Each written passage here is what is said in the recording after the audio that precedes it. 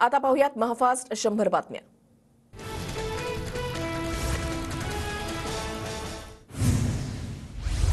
मुख्यमंत्री एकनाथ शिंदे, उपमुख्यमंत्री फडणवीस आणि अजित पवार आज दिल्लीला जाणार। माहितीचा जागावाटपाचा फॉर्म्युला ठरण्याची शक्यता। माहितीचा जागावाटप फायनल होईल, तिघांचा सन्मान राहील अशा जागा मिळतील, अजित पवारांची माहिती। भाजपच्या केंद्रीय निवडणूक समितीची आज बैठकीमध्ये महाराष्ट्रामधील भाजपचे उमेदवार ठरण्याची शक्यता। बैठकीनंतर कोणत्याही क्षणी उमेदवारांची घोषणा होण्याची शक्यता। आज राज्य मंत्रिमंडळाची बैठक पार पडणार। राज्यातील विविध विषयांवर बैठकीमध्ये चर्चा होणार। कदाचित आचारसंहिता सुरू होण्याआधी आजची शेवटची कॅबिनेट असेल, नंतर प्रचाराची रणधुमाळी संपूर्ण देशामध्ये सुरू होईल, अजित पवारांची माहिती। 5 वर्षांचा वनवास खूप झाला, आता वनवास नको, माझ्या समर्थकांपुढे कोणतंही पद मला मोठं नाही। लोकसभा निवडणुकीच्या पार्श्वभूमीवर पंकजा मुंडेंचं सूचक वक्तव्य। ठाकरे गटाच्या रवींद्र वायकरांचा शिंदेंच्या शिवसेनेमध्ये प्रवेश। मुख्यमंत्री शिंदेंच्या उपस्थितीमध्ये वर्षा निवासस्थानी पक्षप्रवेश। विकासासाठी सत्ता महत्वाची म्हणून शिंदेंच्या शिवसेनेमध्ये पक्षप्रवेशानंतर आमदार रवींद्र वायकरांचं स्पष्टीकरण। तिसऱ्या व्यक्तीने आमच्यामध्ये गैरसमज निर्माण केले होते, मात्र आता वायकर आणि आमच्यामधला संभ्रम दूर झाला। वायकरांच्या पक्षप्रवेशावर मुख्यमंत्री एकनाथ शिंदेंचं वक्तव्य। सोमय्यांचा विषय आता कशाला काढता? वायकरांवरच्या आरोपांवर शिंदेंचं उत्तर। सोमय्यांच्या आरोपानंतर 1.5 महिन्यापूर्वी वायकरांवर पडले होते ईडीचे छापे। शिंदे गटावरचा गद्दारीचा शिक्का पुसला जाणार नाही, एखादा खडा इकडचा तिकडे झाल्यानं फरक पडत नाही। ठाकरेंचा हल्लाबोल, तर उद्धव ठाकरेंची भाजपवर खालच्या पातळीवर टीका। रवींद्र वायकर स्वेच्छेने शिंदे गटामध्ये गेले नाहीत, वायकरांचा निर्णय शासकीय यंत्रणांच्या दबावापोटी। आमच्याशी एकदा चर्चा करताना वायकर भाऊक झाले होते, विजय वडेट्टीवारांची प्रतिक्रिया। रवींद्र वायकरांसमोर अनेक अडचणी तयार करण्यात आल्या, वायकरांना चारही बाजूने घेरलं, जयंत पाटलांची टीका। डबल महाराष्ट्र केसरी चंद्रहार पाटलांचा आज ठाकरे गटामध्ये पक्षप्रवेश। चंद्रहार पाटील सांगली लोकसभा मतदारसंघामध्ये ठाकरे गटाचे उमेदवार असण्याची शक्यता। ओमराजे निंबाळकरांना खासदारकीचं तिकीट द्यावं, यासाठी उद्धव ठाकरेंना 10 कोटींचा पक्षनिधी चेक न दिला, आरोग्यमंत्री तानाजी सावंत यांचा मोठा गौप्यस्फोट। अजित पवार जितके कडक तितकेच भावनिक, कुणाचा अनादर करण्याचा अजित पवारांचा उद्देश नव्हता। बारामतीकर अजित पवारांना साथ देतील, सुनेत्रा पवारांकडून विश्वास व्यक्त। परभणीची जागा अजित पवार गटाला मिळण्याची शक्यता। गेल्यावेळी परभणीमध्ये राष्ट्रवादी दुसऱ्या क्रमांकावर असल्यानं ही जागा दादा गटाला सोडली जाणार, सूत्रांची माहिती। राष्ट्रवादी पक्ष आणि चिन्हाबाबत आज सुप्रीम कोर्टामध्ये सुनावणी। शरद पवार गटाच्या याचिकेवर आज दुपारी 2 नंतर सुनावणी होण्याची शक्यता। भागीदार वाढल्यानं माझी 2 खाती गेली, नवीन खाती आली। विधानसभा निवडणुकीपर्यंत फेरबदल होऊ नये एवढीच अपेक्षा, गिरीश महाजनांचं वक्तव्य।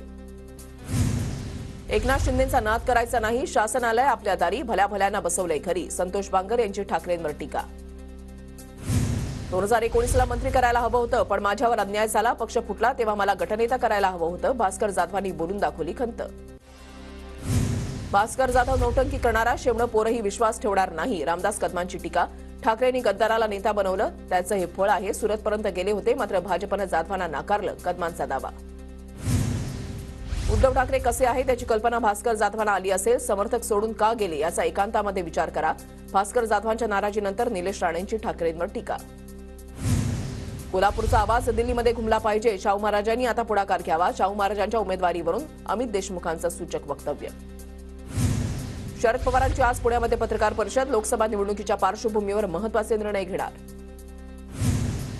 पुणे पालिकेच्या मल्टीस्पेशालिटी हिलिंग हॉस्पिटलचं अजित पवार, फडणवीस, सुप्रिया सुळेंकडून भूमिपूजन। सुप्रिया सुळे आणि अजित पवारांनी एकमेकांशी पुन्हा बोलणं टाळलं।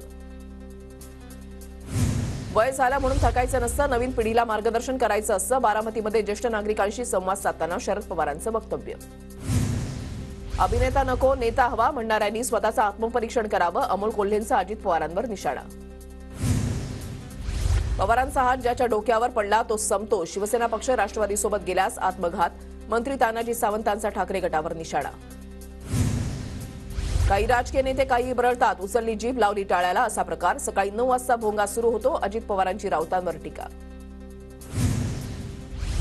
मराठवाड्याचा 7 टीएमसी पाणी पळवण्याचा उद्धव ठाकरे आणि शरद पवारांचा डाव होता, पाणी उजनीमध्ये टाकून ते बारामतीला वापरण्याचा छुपा अजेंडा होता, आरोग्यमंत्री तानाजी सावंतांचा आरोप।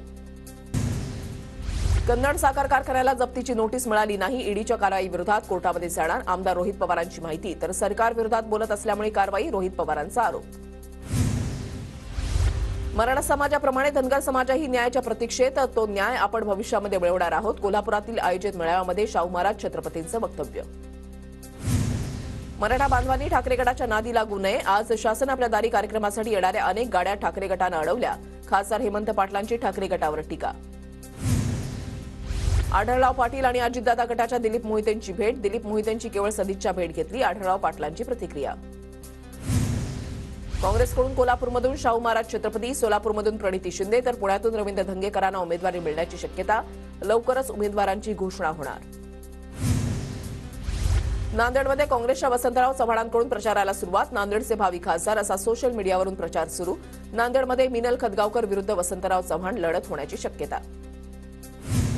अब की बार 400 पार हाच आमचा संकल्प. 400 मध्ये एक आमचा ठाण्याचा खासदार असेल. पक्षानं जबाबदारी दिल्यास लोकसभा निवडणूक लढवणार. माजी खासदार संजीव नाईक लोकसभा लढवण्यास इच्छुक.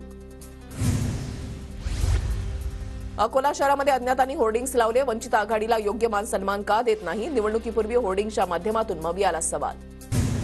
साताऱ्याच्या पाटणमध्ये मंत्री शंभूराज देसाईंचा जनता दरबार. आलेल्या अर्जांवर सकारात्मक निर्णय घ्या. पालकमंत्री शंभूराज देसाईंच्या अधिकाऱ्यांना सूचना. दिवंगत गोपीनाथ मुंडेंच्या नावानं आणखीन एका गडाची स्थापना. शिरूर कासार तालुक्यामधल्या जाटवड इथे गोपीनाथ गडाची स्थापना. पंकजा मुंडेंच्या उपस्थितीमध्ये गोपीनाथ मुंडेंच्या अर्धाकृती पुतळ्याचं अनावरण. कोस्टल रोडच्या एका मार्गाचं आज लोकार्पण. मुख्यमंत्री आणि दोन्ही उपमुख्यमंत्र्यांच्या हस्ते लोकार्पण करण्यात येणार.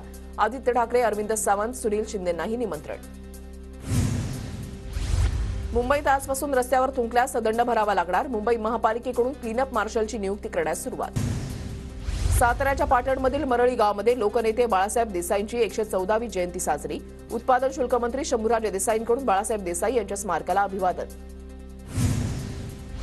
विठ्ठल मंदिराच्या गर्भगृहातील ग्रेनाइट फरशी काढली जाणार. पुरातत्व विभागाच्या सूचनेनंतर ग्रेनाइट फरशी काढण्याचा निर्णय. विठ्ठल रुक्मिणीच्या पदस्पर्श दर्शनामध्ये बदल केला जाण्याची शक्यता. बेळगावात झालेल्या कुस्ती आखाड्यामध्ये महाराष्ट्राला विरोध करणाऱ्या उद्योजक श्रीकांत देसाईंच्या कारखान्यावर बेळगाव एकीकरण युवा समितीचं आंदोलन. महाराष्ट्रामध्ये व्यवसाय करायचा असेल तर महाराष्ट्राचा सन्मान राखावाच लागेल. एकीकरण समितीचा इशारा.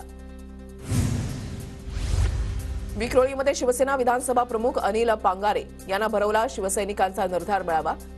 मेळाव्याला भरत गोगावलेंची उपस्थिती.